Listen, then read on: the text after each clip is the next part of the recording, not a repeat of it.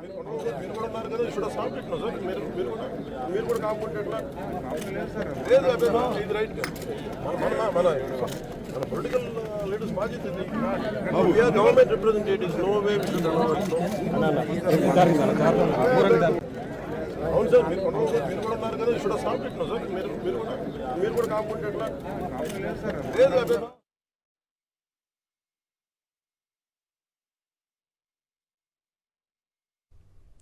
TDP MLA కొండబాబును మరోసారి target చేశారు deputy CM Pawan Kalyan. Kakinada పోర్టులో అసలు ఏం జరిగిందో మా ప్రతినిధి రాజును అడిగి తెలుసుకుందాం.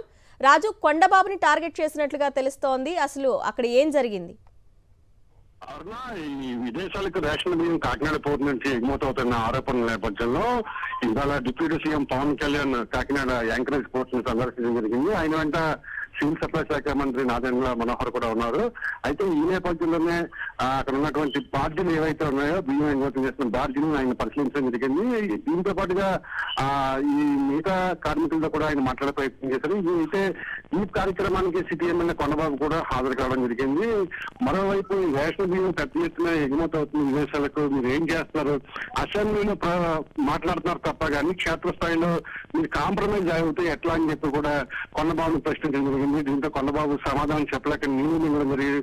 అయితే తర్వాత కాకినాడ పోర్ట్ నుంచి ఆయన ఏదైతే విదేశాలకు బియ్యం ఎగుమతి కోసం సిద్ధంగా ఉన్నటువంటి నౌక తీరంలో లంగరేసిందో అక్కడికి ఒక మెకనైజ్డ్ బోర్డు ద్వారా వెళ్ళడం జరిగింది. పవన్ కళ్యాణ్ వెంట కాకినాడ ఎమ్మెల్యే కొండబాబు కూడా వెళ్ళడం జరిగింది. మరోసారి కొండబాబుని పవన్ కళ్యాణ్ టార్గెట్ చేయడం జరిగింది. బిజినెస్ ఇంట్రెస్ట్ స్మగ్లర్ని అనుమతించడం కాదు కదా, ఇంత జరుగుతున్నా సరే మీరు ఎందుకు మాట్లాడలేదు అని చెప్పి చెప్తున్నారు. రేషన్ బియ్యం అడ్డుకోకపోతే మాత్రం ఖచ్చితంగా మన హ్యాండ్ కూడా ఉందని చెప్పి అంటారని చెప్పడం జరిగింది. ముఖ్యంగా ఏదైతే కాకినాడ పోర్టుకు సంబంధించి చాలా ఫ్రీగా ఉంది, ఎగుమతులు మాఫియా వచ్చి ఇక్కడ బిజినెస్ చేస్తుంది. దీని మీద ప్రధానమంత్రి కార్యాలయంతో పాటుగా హోంమంత్రి కార్యాలయం కూడా నేను లేఖ రాస్తానని చెప్పి కూడా శృతిమతిగా చీవాట్లు పెట్టడం జరిగింది. మొత్తం మీద కాకినాడ పోర్టు నుండి రేషన్ బియ్యం ఎగుమతులు కొండబాబుకు తెలిసే జరుగుతుందని ఆయన తీవ్ర ఆశాహరణ వ్యక్తం చేయడం జరిగింది. ఓకే రాజు.